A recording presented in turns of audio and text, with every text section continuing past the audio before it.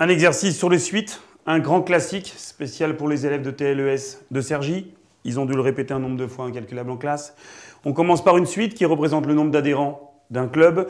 Au départ, on départ avec 900 adhérents au 1er janvier 2017 et on vous modélise cette suite par UN plus 1 égale 0,75 UN plus 12. Donc voilà une perte de 25% plus 12 adhérents qui arrivent chaque année comme il est expliqué dans l'énoncé. On vous demande de calculer le nombre d'adhérents au 1er mars 2017, il faut faire attention, il fallait donc calculer les termes suivants. Le 1er février, c'est U1, donc je me sers de U0, 687, 0,75 fois les 900 plus 12. Au 1er mars, il fallait donc calculer U2, 0,75 fois U1, c'est une suite récurrente, plus 12, je remplace, je calcule environ 727,25 adhérents, je ne sais pas qui fait le 0,25. Bref, on vous demande dans la question 2, on vous donne une suite, Vn égale UN moins 48. On vous demande de démontrer que Vn est une suite géométrique. Donc la méthode la plus simple, on calcule Vn plus 1, ça fait Un plus 1 moins 48. Un plus 1, je remplace par ma formule, ça fait 0,75. Un plus 12 moins 48, ça fait donc moins 36. Une suite géométrique, c'est Vn plus 1 égale Q fois Vn. Donc on factorise par 0,75. Donc je factorise par 0,75. Ce qu'on obtient, on obtient 36 divisé par 0,75. On retrouve le 48, UN moins 48 c'est Vn, on obtient donc que Vn plus 1 égale 0,75 Vn, c'est bien une suite géométrique de raison Q égale 0,75. Dans la question petit b, on vous demande de calculer V0, donc V0 c'est U0 moins 48, U0 900, 900 moins 48, 852, et de calculer Vn en fonction de n.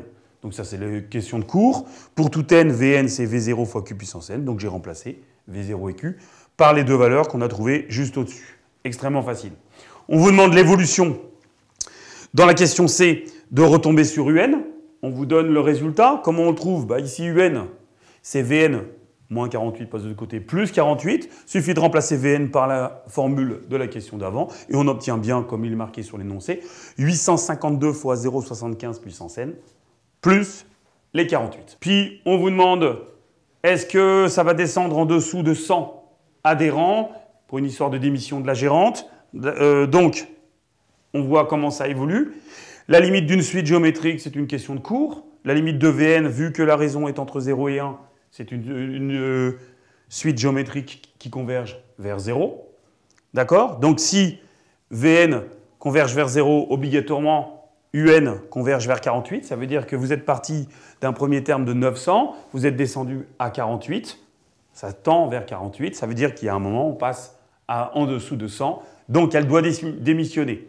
Et puis il y avait une deuxième petite question à l'intérieur de celle-là, à partir de combien de mois? Vous prenez la formule à la question C, vous remplacez n par 7, par 8, par 9, par 10. En 9, on est au-dessus de 100, en 10, on est en dessous de 100, c'est-à-dire qu'au bout de 10 mois, le nombre d'adhérents est passé en dessous de 100, voilà, elle doit donc démissionner. Dans cette partie B, chaque adhérent va verser 10 € par mois pour participer. Donc, le trésorier va faire une estimation de l'argent qu'il aura au bout de 1 an. Donc, on vous demande de compléter cet algorithme de méthodes différentes. On utilise S prend la valeur 0 et U prend la valeur 900. C'est normal, le premier mois, il y a 900 adhérents. Toute la question est de savoir ce qu'on va utiliser pour S. Est-ce que vous considérez que S, c'est le nombre d'adhérents qui augmente tous les mois ou S, la somme d'argent? Donc, si c'est le nombre d'adhérents, on tourne de 1 à 12 mois à partir du premier mois jusqu'au 12 mois et affecté à S, on affecte S plus U et on va augmenter le nombre d'adhérents, ce qui fait qu'à la fin de notre programme, on va multiplier par 10 € pour savoir combien on a gagné. Ou, deuxième méthode, on considère qu'on va accumuler de l'argent tous les mois. Donc à S, j'affecte S plus 10 fois U. U, c'est le nombre d'adhérents fois 10 € et que je réinjecte dans la somme à chaque fois. Et à ce moment-là, j'affiche S à la fin. Donc, ou vous parlez des 10 € à la fin dans votre algorithme, ou vous en parlez au fur et à mesure. C'est exactement la même chose. On fait tourner pour n allant de 1 à 12. N, c'est le nombre de mois, comme dans la partie A. On trouve à la fin donc 38 760,47 €, arrondi à 10 moins 2 pour les centimes, de prévision d'argent à la fin de notre année.